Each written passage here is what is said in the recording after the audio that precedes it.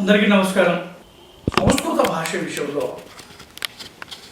ఓ సందర్భంలో సంస్కృత గొప్పతనాన్ని గురించి చెప్తూ ఎవరు ఏమన్నా అంటే, భారతదేశంలో తరగనిది ఏమైనా ఉన్నదా అని చెప్పేసి, ఒక అమూల్యం ఏదో ఉన్నదా అని చెప్పి ఎవరైనా నన్ను అడిగినట్టయితుంటే ఏమాత్రం సంశయం లేకుండా నేను వాళ్ళతో సంస్కృత భాష, సంస్కృత సాహిత్యము, సంస్కృత గ్రంథాలే ఇవి తరగనటువంటి అమూల్యమైనటువంటి అని నేను చెప్తానని. అసలు ఇక్కడ ఈ భాషతో సంబంధం లేనటువంటి నెహ్రూ లాంటి వాడు కూడా సంస్కృత విషయంలో అంతటి అభిప్రాయాన్ని వ్యక్తపరిచాడు. సంస్కృతంలో వ్రాసిన మొత్తం పుస్తకాల విషయం అంతా కలిపితే ఈ సంస్కృత గ్రంథాల గురించి వాడు వ్యాఖ్యానించాడు. ఈ సంస్కృత భాషలో రాసినటువంటి మొత్తం గ్రంథాల యొక్క విషయాలన్నీ కలిపితే ఇంగ్లాండ్లోని పూర్వ ప్రాథమికలో చదివే పుస్తకాల కంటే కూడా చాలా తక్కువైనవి అని చెప్పేసి అంటాడు మన సాహిత్యాన్ని గురించి. ఈ తుపాకి రాముడి ప్రగల్భాలకి సమాధానానికి మనం ఎక్కడో వెళ్ళాల్సిన అవసరం లేదు. ప్రముఖ బ్రిటిష్ న్యాయకోవిదుడు భారతీయ సాహిత్యాన్ని పాశ్చాత్య ప్రపంచానికి పరిచయం చేసిన వారిలో ప్రముఖుడు కాళిదాసు రచించిన సర్ విలియం జోన్స్. ఇతను 1746-1794 సంవత్సరాల సంబంధించిన అతను. ఇతను అభిజ్ఞాన శాకుంతలను ఆంగ్లంలోకి అనువదించినటువంటి వాడు కూడా. మన సాహిత్యాన్ని గురించి ఇతను ఏమన్నాడో మీరు ఒకసారి చూస్తే మనకు అర్థమవుతుంది. హిందూ సాహిత్యంలో ఓ మాదిరి పరిచయం కలిగించుకోవడానికి ఒక జన్మ మొత్తం కూడా సరిపోదు. స్టోవా, లైసియం నగరాలలోని అకాడమీలలో బోధించిన ఆధ్యాత్మిక విషయాలన్నీ భారతీయుల షడ్దర్శనాలనే ఉన్నాయి. వేదాంతాన్ని, దాన్ని వివరించే చక్కని ప్రకరణ గ్రంథాలను చదివినప్పుడు భారతీయ ఋషులు గ్రోలిన జ్ఞాన గంగ నుంచే పైథాగరస్, ప్లేటోలు తమ సిద్ధాంతాలను స్వీకరించాలని అనిపించక మానదు. అంటే మన సాహిత్యంలో ఎంత ఉన్నది. పాశ్చాత్యులు కూడా ఈ గ్రంథాల నుంచే స్వీకరించినటువంటి, ఇక్కడ లేని మిగతా ప్రపంచంలో ఎక్కడ లేవు అనేటువంటిది సత్యాన్ని ఇతను చెప్తే మెకాలే అంటాడు, ఇంగ్లాండ్లోని పూర్వ ప్రాథమికలో చదివే పుస్తకాల కంటే కూడా తక్కువే ఉంది సంస్కృత పుస్తకాలు ఉన్నటువంటి మెటీరియల్ అని చెప్పేసి అతను మన పుస్తకాల గురించి అతను వ్యాఖ్యానించాడు. మొత్తానికి ఏ భాషలో అయితేనేమి మన మొత్తం జ్ఞానం దాగి ఉన్నదో ఆ మాతృభాష అనే పేరుతో, ఈ మృత భాష అనేటువంటి పేరుతో మన మొత్తం సమాజాన్ని ఈ సంస్కృతం నుంచి దూరం చేసేటువంటి ప్రయత్నం చేశాడు. సంస్కృతాన్ని మృత భాష అన్నాడు, మొత్తం సమాజాన్ని దూరం చేసే ప్రయత్నం చేశాడు. మన పరంపర నుంచి, మన సంస్కృతి నుంచి, మన సాహిత్యాన్ని నుంచి. ఇవాళ సంస్కృతాన్ని గురించి ప్రపంచం మళ్ళీ కళ్ళు తెరుస్తున్నది. సంస్కృతము కంప్యూటర్కి ఉపయోగపడే అత్యంత ఉపయుక్తమైన భాష అని చెప్పేసి 1987 జూలైలో ఫోర్బ్స్ మ్యాగజైన్ చెప్పింది. ప్రపంచంలోని 17 దేశాల్లో ఇవాళ ప్రతి దేశంలో కూడా 1-2 విశ్వవిద్యాలయాలు సంస్కృత భాష అధ్యయనం కొరకి వాళ్ళు అక్కడ తద్వారా ప్రయోజనం పొందడం కొరకి వాళ్ళు ప్రయత్నం చేస్తున్నారు. లండన్ నగరంలో అయితే సంపన్న కుటుంబ పిల్లలు చదవడం కొరకి ఒక స్కూల్ ఉంది అక్కడ, సెయింట్ జేమ్స్ అని చెప్పేసి. అందులో మాధ్యమిక తరగతుల విద్యార్థులకు సంస్కృతం తప్పనిసరి చేశాడు. కాబట్టి ఇవాళ సంస్కృతం ఏదైతే మృత భాష అని చెప్పేసి అన్నాడో, ఇవాళ సంస్కృతాన్ని గురించి ప్రపంచమంతా కూడా ఇవాళ సత్యాన్ని తెలుసుకొని దాదాపుగా 17 దేశాల్లో దాని గురించి అధ్యయనం చేస్తున్నారు. రెండోది మిత్ అండ్ మైథాలజీ. మన వేదాలు, మన రామాయణము, మన భారతము, ఈ మొదలైనటువంటి గ్రంథాలన్నీ కూడా ఇవన్నీ కూడా కేవలం కల్పిత గ్రంథాలు. ఇవన్నీ కూడా అంటే కల్పితమైనటువంటి ఒక వ్యక్తులతో కూడుకున్నటువంటి కథలు రాయబడ్డాయి తప్ప ఇవి జరిగిన విషయాలు కావు అని చెప్పేసి మిత్ అండ్ మైథాలజీ అని చెప్పేసి మన రామాయణము మహాభారతము మన వేదాలకి ఈ పేరు పెట్టేసి మన బుద్ధిని భ్రమింపజేసే ప్రయత్నము మరొక ప్రయత్నం జరిగింది ఇక్కడ జరిగిన దాంట్లో. ఈ దేశంలో సామాన్య వ్యక్తులు కూడా గ్రామాన ఈ భావన మన బుర్రలో ఎక్కడానికంటే ముందు రాముడి గురించి కానీ, శ్రీకృష్ణుడి గురించి కానీ, భగీరథుల గురించి కానీ, హరిశ్చంద్రుడి గురించి కానీ ఇక్కడ పుట్టారు, ఇక్కడ పెరిగారు, వాళ్ళు మన జీవితాలకు ఆదర్శాలు అని చెప్పేసి వాళ్ళ జీవిత కథల్ని చెప్పుకునేటువంటి వాళ్ళు, వాళ్ళ జీవిత సత్యాల్ని ఈ జీవితంలో అనువదించుకునేటువంటి వాళ్ళు ఎప్పుడైతే ఈ భావన నిర్మాణం అయిపోయిందో ఇవాళ సమాజం కంప్లీట్గా ఇవాళ ఆ పుస్తకాలు చదవడం విషయం పక్కకు పెట్టేసండి, ఆ పుస్తకాలు చేతులు పట్టుకోవడంలోనే ఒక అవమానకరమైనటువంటి విషయంగా ఇవాళ భావిస్తున్నటువంటి స్థితిని మనం చూస్తున్నాం. అలానే ప్రపంచ దేశాల విషయం కనుక చూసుకున్నట్టయితే ఆ మధ్యలో పేపర్లో ఒక వార్త వచ్చింది, బహుశా మీరు కూడా ఎక్కడో చదివి ఉంటారు మీరు. అమెరికా మానసిక వైద్యుడు జేమ్స్ కోల్మన్ అతను అంటాడు, ఇవాళ అమెరికాలో ఈ స్థితి ఎట్లా ఉంది. పేపర్లో ఒక వార్త వచ్చింది, ప్రైమరీ స్కూల్కు లాక్ వేశారు. కారణం ఏంటంటే ఒక 5వ తరగతి చదువుతున్నటువంటి ఒక అమ్మాయి గర్భవతి అయింది అని చెప్పేసి. ఇలాంటి అనేక సందర్భాలని ఉటంకిస్తూ అక్కడ ఉండేటువంటి మానసిక నిపుణుడు జేమ్స్ కోల్మన్ అతను అంటాడు, భారతదేశంలోని విద్యార్థుల ముందు ఉన్నట్టుగా రాముడు లాంటి ఒక రోల్ మోడల్ మా అమెరికాలో పుట్టని కారణంగా ఈ నైతిక విలువల యొక్క హరణం జరుగుతున్నది అని చెప్పేసి, అంటే మా విద్యార్థుల ముందు ఇవాళ రాముడు లాంటి ఒక రోల్ మోడల్ లేదు అని చెప్పేసి అమెరికా లోపల అతను జేమ్స్ కోల్మన్ అన్నటువంటి ఒక మాట. రెండోది, మార్క్స్ ముల్లర్ ఇంత కుట్రలు కుతంత్రాల్లో ఈ వేదాలని, ఉపనిషత్తుల్ని, సంస్కృత గ్రంథాలని వక్రీకరించి రాసినప్పటికీ కొన్ని సందర్భాల్లో సత్యాన్ని కూడా ఒప్పుకోక తప్పలేదు. అలాంటి మార్క్స్ ముల్లరే ప్రపంచంలోని అనేక సాహిత్య గ్రంథాలను నేను చదివాను, కానీ ఎందులో లేనటువంటి ఒక సత్యాన్ని నేను గమనించగలిగాను. భారతీయ శాస్త్రాలు గ్రంథాల లోపల ఈ భారతీయ గ్రంథాలు ఉన్నటువంటి 2 మహిళలకు నేను పాదాభివందనం చేస్తున్నాను అని చెప్పేసి ఒక 2 మహిళల పేరు చెప్పారు. ఒకటి సుమిత్ర, రెండోది కుంతి. రామాయణంలో శ్రీరామచంద్రుడు అరణ్యవాసం వెళ్తున్న సందర్భం లోపల వెంట సీతమ్మ వారు వెళ్తున్నాడు, లక్ష్మణుడు కూడా వెళ్ళాలి. రాముడు వెళ్తున్నాడు తండ్రి మాట కొరకి, రాముడు వెళ్తున్నాడు కాబట్టి, భర్త వెళ్తున్నాడు కాబట్టి సీతమ్మ వారు వెళ్తున్నారు భార్యగా. కానీ లక్ష్మణుడికి ఏమో సంబంధము?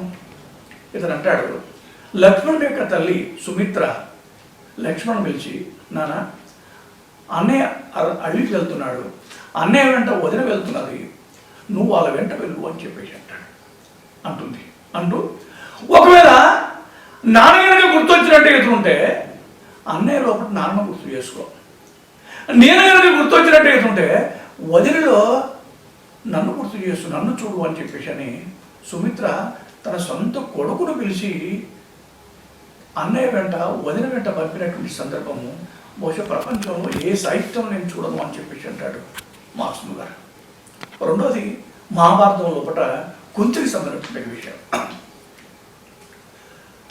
కుంతి పాండురాజు గతించిన తర్వాత తన 5 సంతానాన్ని పసికందులు వేసుకొని ఎన్ని రకాల ఇబ్బందులు పడుతుందో, దుర్యోధన యొక్క కుట్రలు కుతంత్రాలకి ఎన్ని రకాల ఇబ్బందులు పడిందో ఇవన్నీ కూడా మనకు తెలియని విషయం కాదు. చివరికి ఎక్కడికి దారితీసినది మహాసంగ్రామం జరిగింది. సంగ్రామం లోపల కురుక్షేత్ర సంగ్రామంలో జరిగినటువంటి యుద్ధం లోపల ధృతరాష్ట్ర యొక్క 100 మంది కొడుకులు పోయినారు. చివరికి ధర్మం నిలబడింది, ధర్మరాజు రాజు అయిపోయినాడు.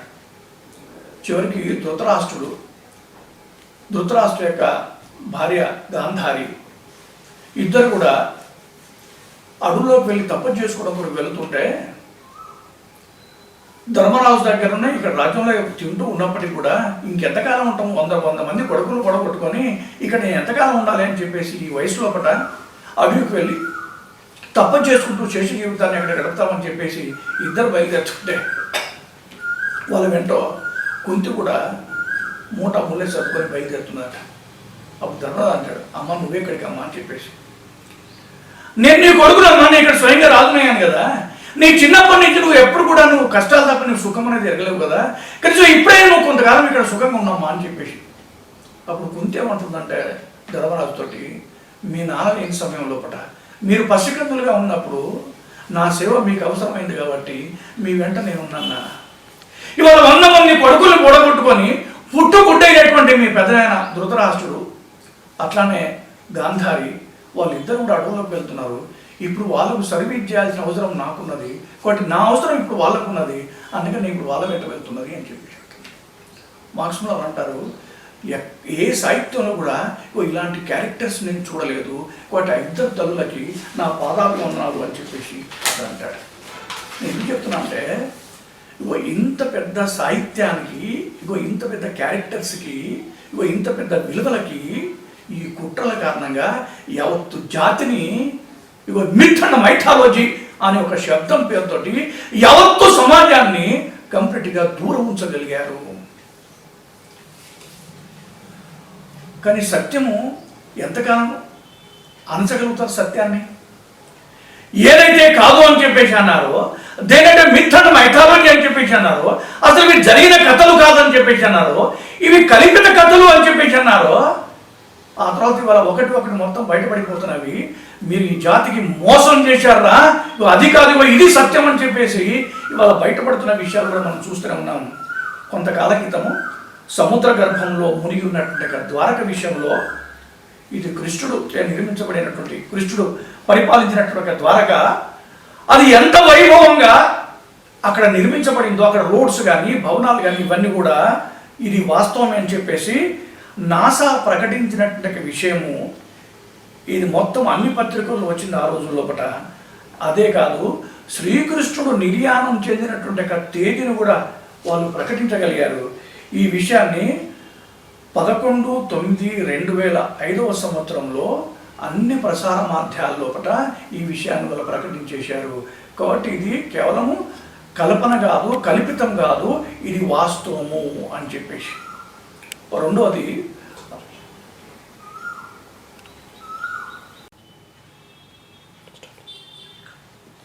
రెండవది, రామసేతు విషయంలో కూడా, ఏ రామాయణం విషయంలో కూడా ఇది కూడా మిత్ అండ్ మైథాలజీ అని చెప్పి ప్రకటించాడో, ఆ రాముడు ఇక్కడ నడయాడాడు, ఈ రాముడు ఇక్కడ జన్మించాడు. అంతేకాదు, ఏ రావణాసురుడైతే సీతమ్మ వారిని లంకలోకి ఎత్తకపోయినాడో, భారతదేశం నుంచి శ్రీలంకకి వారధి కట్టినటువంటి సందర్భం కూడా ఈ సేతు, ఈ వారధి కూడా నిర్మించింది వాస్తవమే. ఇది 5000 సంవత్సరాల క్రితం నిర్మించినట్టు ఆధారాలతో పాటుగా శాస్త్రవేత్తలు చెప్పిన విషయాలు కూడా డిసెంబర్ 14వ తేదీ 2017 నాటి అన్ని పత్రికల్లో వార్తలు వచ్చేసాయి. అంటే ఏ సత్యాన్ని అయితే ఇది సత్యం కాదు, ఇది మిత్ అండ్ మైథాలజీ, ఇది కేవలం కల్పిత కథలు అని చెప్పి మొత్తం మన రామాయణము, మహాభారతము, వేదాల నుంచి పక్కకు నెట్టేటువంటి ప్రయత్నం చేశారో, ఇవాళ ఇది తప్పునటువంటి సత్యాన్ని ఇవాళ తేటతెల్లపరుస్తున్నాయి.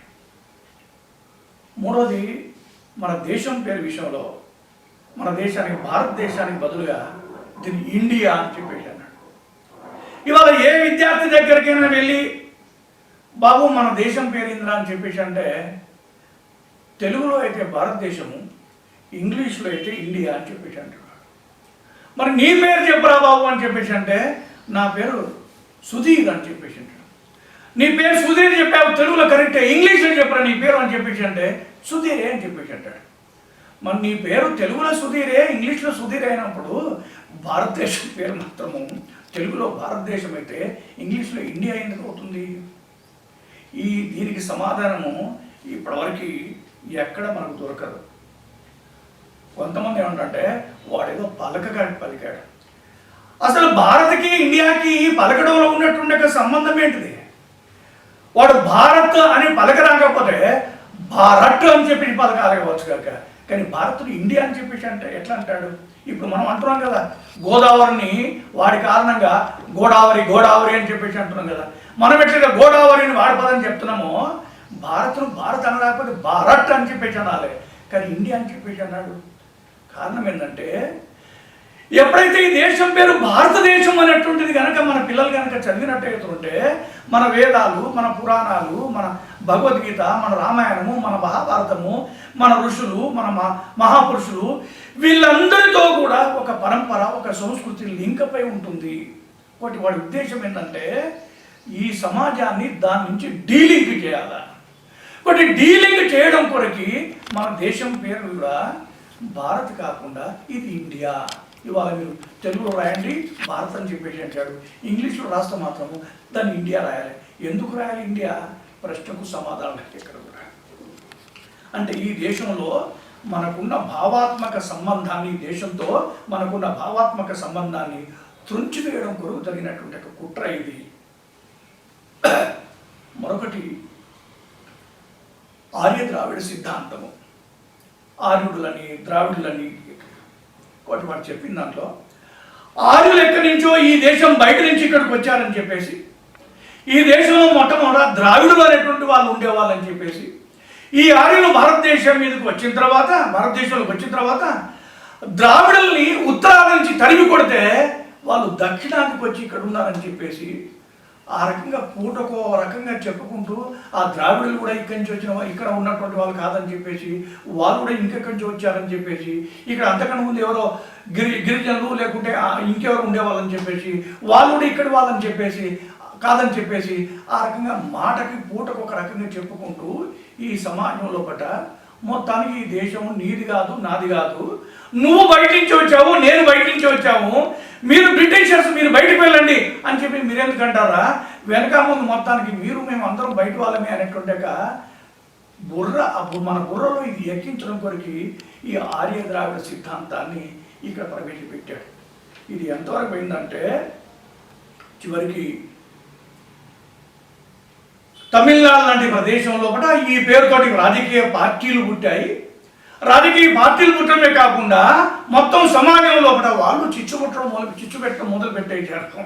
అసలు మేము ఆర్యులం కాదు, మేము ద్రావిడులం అని చెప్పేసి అంటూ, రాముడు మా దేవుడు కాదు, రామాయణం మాది కాదు, ఒకటి మా దేవుడు రావణాసురుడు అని చెప్పేసి ఇంకా ఎంతవరకు పోయిందంటే నవమి రోజు నాడు రాముడిని అయితే మనం పూజిస్తామో, రాముడి యొక్క జన్మదినము పట్టాభిషేకమైనటువంటి రోజు నాడు అదే పుణ్యదినాన తమిళనాడు లాంటి ప్రదేశాల్లో కూడా రాముడి విగ్రహాన్ని రథం మీద పెట్టుకొని చెప్పుల మాలలు వేసి చెప్పులతోటి కొట్టుకుంటూ వెళ్ళినటువంటి సందర్భాలు ఉన్నాయి. కారణం ఏంటంటే రాముడు మాకు శత్రువు, ఆ రావణాసుడే మాకు ఆదర్శము, ఎందుకంటే మేము ద్రావిడులము, మా ద్రావిడుల సమయమైనటువంటి వాడు ఆ రావణాసురుడు. థియరీ ఎక్కడి నుంచి వచ్చింది? వాస్తవంగా జన్మత రావణుడు బ్రాహ్మడు, ఈ ద్రావిడులు అనుకున్నటువంటి వాళ్ళు బ్రాహ్మణులు కాదని అట్లనే రాముడు క్షత్రియుడు. బట్ ఏ థియరీ కూడా కొంతన ఉండదు.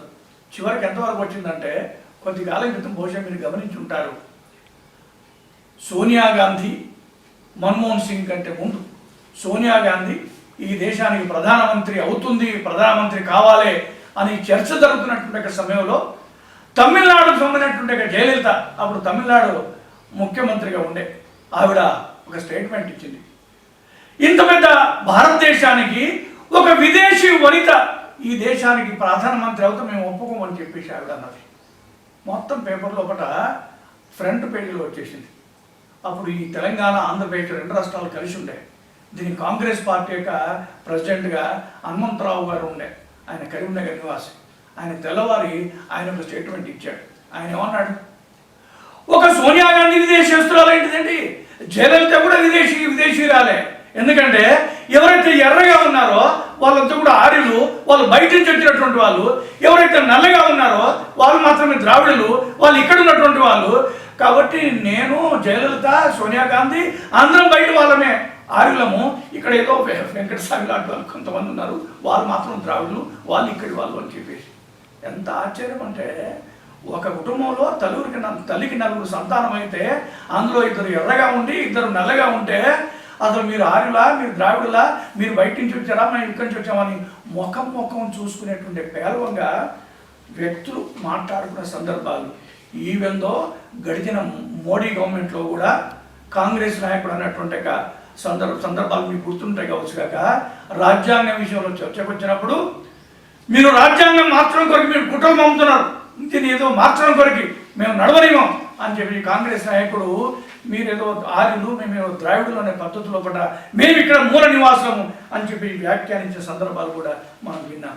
అంటే ఈ జాతిలో ఆర్య ద్రావిడ సిద్ధాంతం పేరుతో అసలు వాస్తవంగానికి 1866లో ఏప్రిల్ 9వ తేదీ నాడు లండన్లోని ఏషియాటిక్ సొసైటీలో క్రైస్తవ మత ప్రచారకుడైనటువంటి థామస్ ఎడ్వర్డ్, ఈ థామస్ ఎడ్వర్డ్ భారతదేశంపై ఆర్యుల ఆక్రమణ అనే కల్పిత సిద్ధాంతాన్ని మొట్టమొదటిసారిగా అక్కడ ప్రతిపాదించాడు.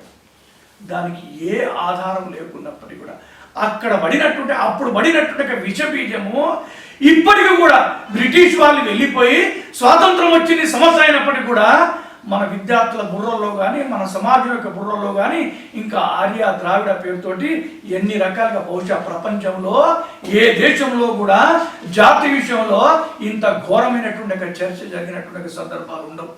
అంతటి ఘోరమైనటువంటి అపరాధం దీని విషయంలో మనం చూశాం.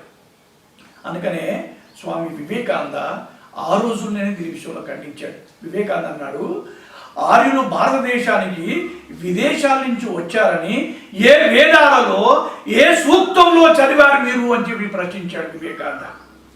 భారతదేశంలోని ఆదిమ ప్రజలను వారు వధించినట్టు మీకు లభించినటువంటి ఆధారాలు ఏంటి అని చెప్పి ప్రశ్నించాడు. అట్లానే అంబేద్కర్ కూడా ఈ విషయంలో ఆర్యజాతి అనే పదము అసలు వేదాల్లో లేదని, కాబట్టి ఆర్యజాతి అనే పదం ఇక్కడ వేదాల్లో లేనప్పుడు ఇది బయట నుండి వచ్చి దేశాన్ని ఆక్రమించారు అనడానికి అసలు అర్థం లేదు అని చెప్పేసి అంబేద్కర్ కూడా ఆ రోజుల్లో కూడా ఖండించారు. సో ఇలాంటి విషయాన్ని ఆర్య ద్రావిడ మాత్రమే కాకుండా ఆ తర్వాత ఇక్కడ ఎన్నైతే మతాలు ఉన్నాయో ఆ మతాలన్నిటి కూడా వేరే జాతి అనే పేరుతోటి సిక్కులు విడిగా అట్లా రకరకాలుగా మతాలు ఒక్కొక్క మతాన్ని వేరు చేసి జాతి నుంచి సమాజాన్ని బలహీనపరిచేటువంటి ప్రయత్నం వాళ్ళు చేశారు. అందులో ప్రధానమైనటువంటిది ఈ ఆర్య ద్రావిడ అనేటువంటిది. ఇప్పటికి దాని యొక్క విషబీజాలు మనం చూస్తున్నాం. ఇప్పటికి కూడా 5వ పాయింట్ వాళ్ళు చూపించిన దాంట్లో మనదంతా కూడా పరాజయ చరిత్ర. వివేకానందుడు అదే చెప్పాడు. మన పిల్లలు మనం ఏం నేర్చుకుంటున్నాం అంటే మనదంతా కూడా పరాజయ చరిత్ర. కానీ ఒక విషయం మనం గమనించాలి. అబ్దుల్ కలాం గారు ఒక మాట అన్నారు, ప్రపంచంలో ఎన్ని జాతులు ఉన్నాయో వాళ్ళందరూ కూడా మన దేశం పైన దాడి చేశారు, మన దేశాన్ని దోచుకున్నారు, మన దేశాన్ని ఆక్రమించారు. ఇది అబ్దుల్ కలాం గారు చెప్పినటువంటి మాట. అంటే ఎన్ని జాతులు ఉన్నాయో ప్రపంచంలో వాళ్ళందరూ ఈ దేశం పైన దాడి చేశారు, దోచుకున్నప్పటికీ కూడా ఇంకా ఈ దేశం నిలబడింది కదా. ఒకవేళ ఇంతమంది దేశం మీద దాడి చేసినప్పటికీ ఈ దేశం నిలబడి ఉంటే ఇది పరాజయ చరిత్ర అవుతుందా లేకుంటే నిరంతర సంఘర్షణ చరిత్ర అవుతుందా? ప్రపంచంలో ఏ దేశాన్నైనా మనం చూసినప్పుడు ఇలా దీర్ఘకాలంగా అలా ఎదురొడ్డి నిలిచినటువంటి జాతి ఏదైనా ఉన్నదా అని పరిశీలించినప్పుడు కేవలం భారతదేశం తప్ప మరొక జాతి మనకి ఇక్కడ కనపడుతున్నదా?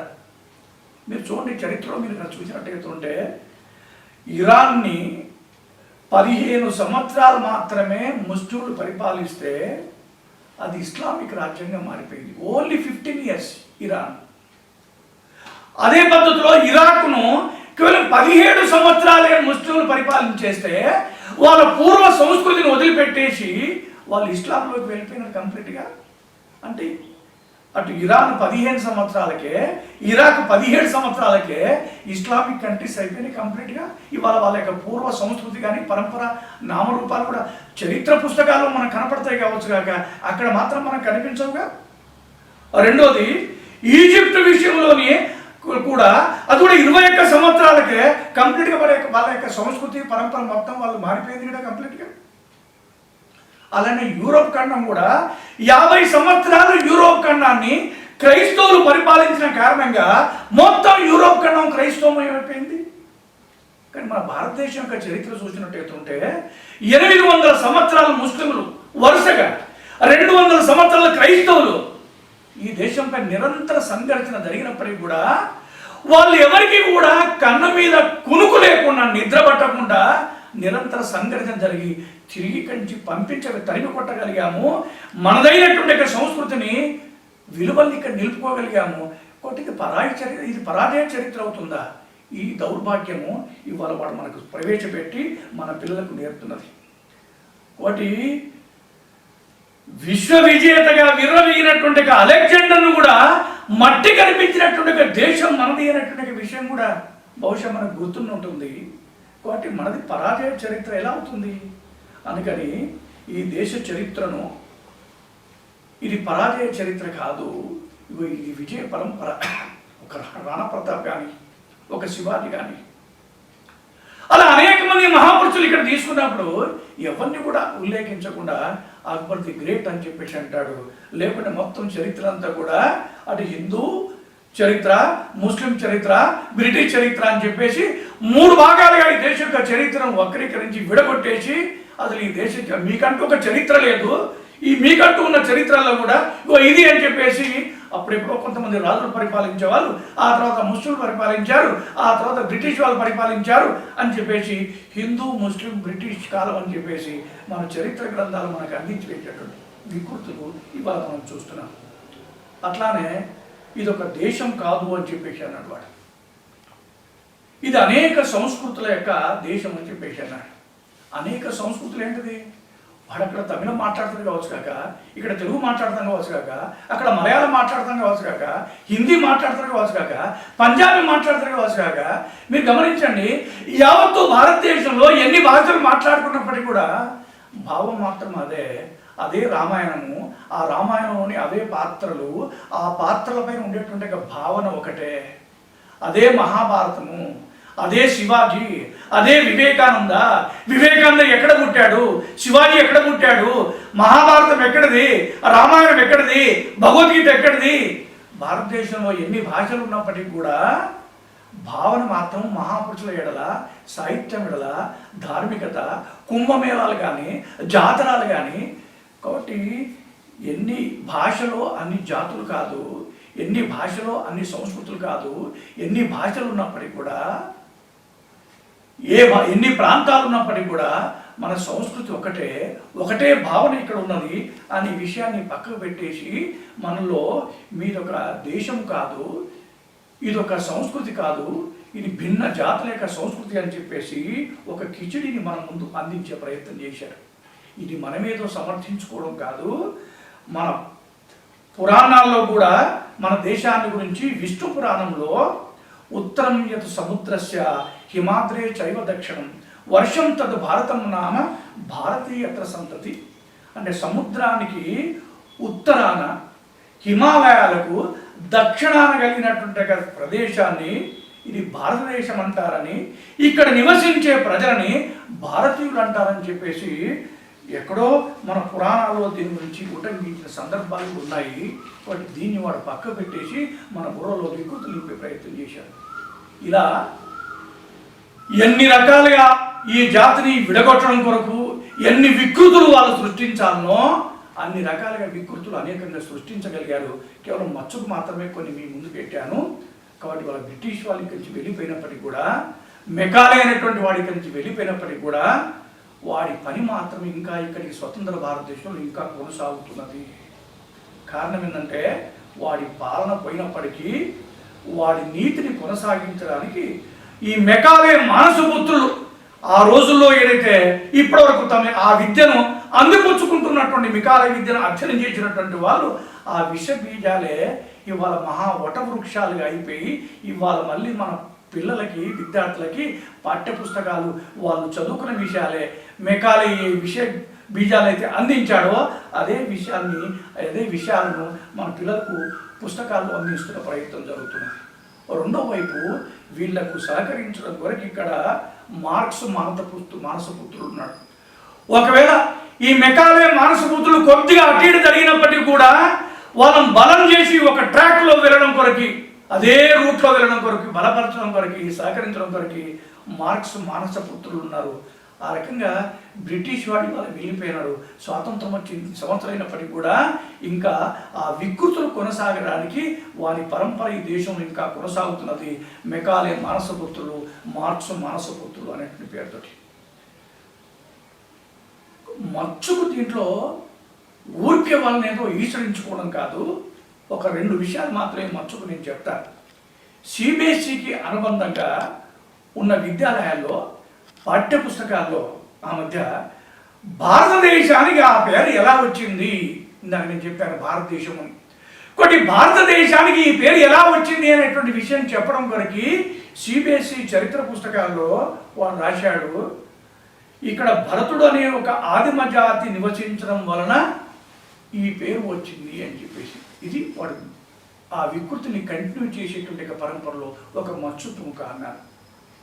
రెండోది, ఇక్కడ స్వాతంత్ర యోధులు విప్లవకారుల గురించి ఎవరైతే మనం స్వాతంత్ర యోధులుగా విప్లవకారులుగా మనం పూజిస్తామో, ఈ దేశ స్వాతంత్రం కొరకు వాళ్ళ జీవితాన్ని నిరంతరం పోరుసలిపి సాధించారో అలాంటి వాళ్ళు చంద్రశేఖర్ ఆజాద్, వీర సావర్కర్, ఛత్రపతి శివాజీ మొదలగు వీళ్ళందరి గురించి ఈ చరిత్ర పుస్తకాల్లో ఈ మెకాలే లేదా మార్క్స్ యొక్క మనస్ఫూర్తులు రాసిన విషయాలు ఏంటిది, వీళ్ళందరూ కూడా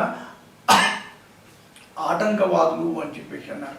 అంటే ఆటంకవాదులు ఎవరు స్వాతంత్ర యోధులు, ఎవరు విప్లవకారులు, అంటే ఏ విషయాలు ఏ సత్యాలను ఇక్కడ ఇప్పటికి బోధించాలి వీళ్ళకు అనే విజ్ఞత లేకుండా వాడి పరంపరను కొనసాగించడం కొరకు ఈ మెకాలే, మార్క్స్ మానసపుత్రులు ఈ పద్ధతిలో కూడా ముందుకు వెళ్తున్నారు. కాబట్టి దీని కొరకు స్వాతంత్రం వచ్చింది సంవత్సరం అయినప్పటికీ కూడా మరి ఇలా బాధపడుతూ వెళ్ళడం ఎలా అని చెప్పి మనం ప్రశ్నించుకున్నప్పుడు విద్యారంగంలో మన ఉపాధ్యాయులుగా ఇతరత్ర మనం పనిచేస్తున్నాం. కాబట్టి దీని కొరకు పెద్ద ఎత్తున మళ్ళీ ఒక జాతీయ ఉద్యమం రావాల్సినటువంటి అవసరం ఉంది. దీంట్లో ఉపాధ్యాయులు ఉన్నటువంటి మనం అందరం కూడా ఇందులో భాగస్వాములు కావాలి. అయితే దీనికి ఒక విషయం మాత్రం గమనించాలి, శత్రువు బయట లేడు. కాబట్టి శత్రువు మనలోనే ఉన్నాడు. కాబట్టి మనలో ఉన్నటువంటి శత్రువును ఎదిరించడం అనేది అంత తేలికైనటువంటి పని కాదు. అందుకని రవీంద్రనాథ్ ఠాగూర్ 1921లో అతనేమన్నా అంటే, ఆంగ్ల విద్య యొక్క ప్రభావము మన మీద ఎంత పడిందంటే ఎవరైనా దాన్ని తరిమి కొట్టడం కొరికి విల్లమ్మలు పట్టుకొని వెంటబడ్డప్పటికి కూడా అది దాని యొక్క రూపం మారుతుంది, కానీ అది దేశం వదిలి మాత్రం వెళ్ళదు. ఆ రూపం కూడా అది భారతీయుడిగానైనా ఉండొచ్చు అని చెప్పేసి అన్నారు. ఇవాళ ఈ మెకాలే జరిగినటువంటి లేకుంటే బ్రిటిష్ వాళ్ళు చేసినటువంటి కుట్రల యొక్క ఫలితం ఇవాళ వాడు లేకపోవచ్చు కాక, కానీ భారతీయులుగానే వాళ్ళ రూపాలు ఇక్కడ ఉన్నాయి. కాబట్టి రవీంద్రనాథ్ ఠాగూర్ అన్నట్టుగా కాబట్టి దాన్ని జయించడం ఎట్లా అనే దాని కొరకు కూడా కొఠారి కమిషన్ ఒక విషయం చెప్పాడు. ఆయన అసలు స్వాతంత్రం వచ్చి ఇన్ని సంవత్సరాలు అయినప్పుడు కూడా మనదైన విద్యా విధానాన్ని మనం ఎందుకు రూపొందించుకోలేకపోతున్నాము? వాడేవాడు అలా రాశాడని వాడిని తిట్టుకుంటూ ఉండడమేనా? కాబట్టి మన చరిత్రకారులు ఉన్నారు కదా, మన పాఠ్య పుస్తకాన్ని మనం రచించుకోవచ్చు కదా, మన చరిత్రను మనం రాసుకోవచ్చు కదా. కాబట్టి ప్రాబ్లం ఎక్కడ వస్తున్నది అనే దానికి కొఠారి ఏమంటా అంటే, మన మేధావుల యొక్క గరిమనాభి యూరోప్ కేంద్రంగా ఉన్నది. ఒకటి జరగాల్సిన పని ఏంటంటే, ఇక్కడ ఏది రాయాలన్నా సరే యూరోప్ కేంద్రితంగా ఆలోచించి రాస్తున్నాడు తప్ప మన దేశము, మన సంస్కృతి, మన పరంపర, మన విలువలు కొన్ని మన సమాజానికి ఎలా అందించాలి, కొన్ని భారత కేంద్రితంగా మన ఆలోచన ఉండాలి. కొన్ని మన మేధావుల యొక్క ఆలోచన అటు గరిమనాభి యూరోప్ కేంద్రంగా కాకుండా భారత కేంద్రంగా ఉండాలని చెప్పేసి కొఠారి అన్నాడు. కాబట్టి ఆ ప్రయత్నంలో భారత కేంద్రంగా మార్చడం కొరకి మనందరం ప్రయత్నం చేయాల్సిన అవసరం ఉంది. ఇది ఒక పెద్ద ఉద్యమంగా మనం ముందుకు వెళ్ళాల్సిన అవసరం ఉంది. కాబట్టి అప్పుడు మాత్రమే మనదైనటువంటి చరిత్రను ఈ వికృతులన్నిటి కూడా మనం దూరం చేసుకొని మళ్ళీ ఇవాళ కరోనా వచ్చినటువంటి రకరకాల సందర్భాలు మనం చూస్తున్నాం. నమస్కారం నుంచి మొదలుకొని శుచి శుభ్రత వరకు కూడా, అటు సూర్య నమస్కారాల నుంచి మొదలుకొని యోగా వరకు కూడా, సంస్కృతం నుంచి మొదలుకొని అన్ని విషయాల్లో కూడా ప్రపంచం అంతా కూడా భారత వైపు చూస్తున్నది. కనుక భారతీయుల యొక్క ఆలోచన విధానం ఎట్లా ఉంది? కాబట్టి ఇప్పటి వరకు మన బుర్రల్ని మనం సవరించుకోవడం ఎట్లా? కాబట్టి దీన్ని మనం ఆలోచించుకొని ఒక జాతీయ ఉద్యమంలాగా ఒక పెద్ద మూమెంట్ వస్తే తప్ప రాబోయేటువంటి కొద్ది సంవత్సరాలు ఇది సాధ్యమవుతుంది. ఆ దిశలో మనం అందరం కూడా ఆలోచించాలని కోరుతూ ఆశిస్తూ పూర్తి చేస్తున్నాను. ధన్యవాదాలు.